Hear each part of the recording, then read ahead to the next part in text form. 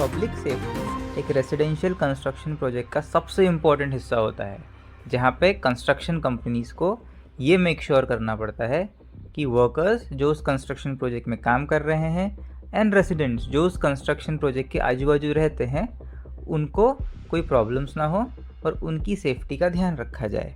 नागपुर में भी ऐसे protocols, guidelines and rules and regulations का पालन करना अनिवार्य है, जैसे building and construction workers act 1996 और national building code of India.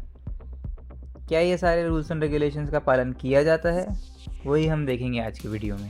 एक रेसिडेंशियल प्रोजेक्ट में फेंसिंग एंड बैरिकेडिंग सबसे बेसिक चीज़ होती है, सबसे बेसिक मेजर होता है पब्लिक सेफ्टी के लिए। फेंसिंग एंड बैरिकेडिंग का मतलब ये होता है कि जितने भी एरिया में आपका कंस्ट्रक्शन हो रहा है वहाँ पे आप एक बैरिकेडिंग लगा दें या एक वॉल लगा दें, जिससे लोग अंदर ना जा पाए और वो अपने आप को नुकसान ना पहुँचा पाएँ। क्या ये सारी चीज़ों का पालन नागपुर में होता है? जैसे आप ये वीडियो में देख पा रहे हैं, ये एक रेसिडेंशियल कंस्ट्रक्शन साइट है जहाँ कहीं पे भी फेंसिंग एंड बैरिकेडिंग नहीं लगी हुई है। सारा का सारा रॉ मटेरियल बाहर रास्ते में आ रहा है। दूसरी सबसे इम्पॉर्टेंट चीज़ है वार्निंग साइंस, मतलब क्लियरली लोगों को बताना कि यहाँ पे काम चालू है, यहाँ पे खतरा है, यहाँ पे आप नहीं अंदर आ सकते हैं। क्या आपको ऐसी कोई भी वार्निंग साइंस कोई भी रेसिडेंशियल प्रोजेक्ट्स में नागपुर में दिखती है? बहुत ही कम प्रोजेक्ट्स में दिखती है। जैसे अगेन आप ये वीडियो में देख सकते हैं, कहीं पे भी आपको ये वीडियो में वार्निंग साइन नहीं दिखेगी। एक और बहुत ही इम्पॉर्टेंट गाइडलाइन जो दी जाती है रेसिडेंशियल कंस्ट्रक्शन प्रोजेक्ट्स में वो है डस्ट कंट्रोल, मतलब जो धूल और मिट्टी उड़ती है कंस्ट्रक्शन करते समय उस पे काबू पाना। लेकिन क्या ये होता है? इसके लिए कोई डेटा की ज़रूरत नहीं है। कोई भी देख के बता सकता है कि धूल और मिट्टी कंट्रोल करने के लिए कोई भी मेजर्स कंस्ट्रक्शन कंपनीज़ द्वारा नहीं लिए जाते। Most of the construction companies द्वारा नहीं लिए जाते हैं। उससे होता यह है कि धूल और मिट्टी आप लोगों के घरों में जाती है या तो फिर रास्तों में चली जाती है। ऐसी गाइडलाइंस का पालन न करने की वजह से काफ़ी एक्सीडेंट्स भी होते हैं।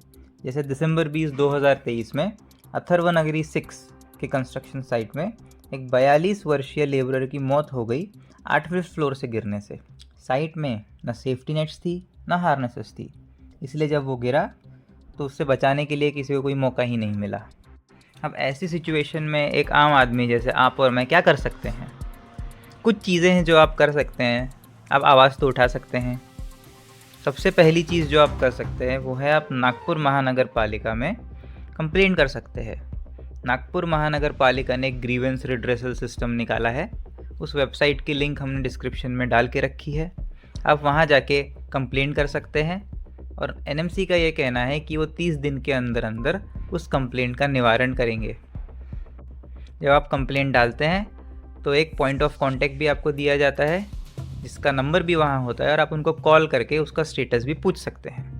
हालांकि हम आपको बता दें कि अप्रैल 2024 से सितंबर 2024 के बीच में एनएमसी को 14,000 कंप्लेंट्स फाइल की गई थी, जिसमें से 12,000 कंप्लेंट्स में बिना कुछ किए एनएमसी ने रिजॉल्व मार्क कर दिया था। तो आप कंप्लेंट फाइल कर सकते हैं, उसमें कुछ होगा कि नहीं होगा, दिस इज़ एनीबडीज़ गेस। आपको क्या लगता है ये कंस्ट्रक्शन साइट्स ऐसे basic rules and regulations follow क्यों नहीं करते हैं? और क्या आपकी कंप्लेंट करने से कुछ फ़र्क पड़ेगा? कमेंट्स में बताइए।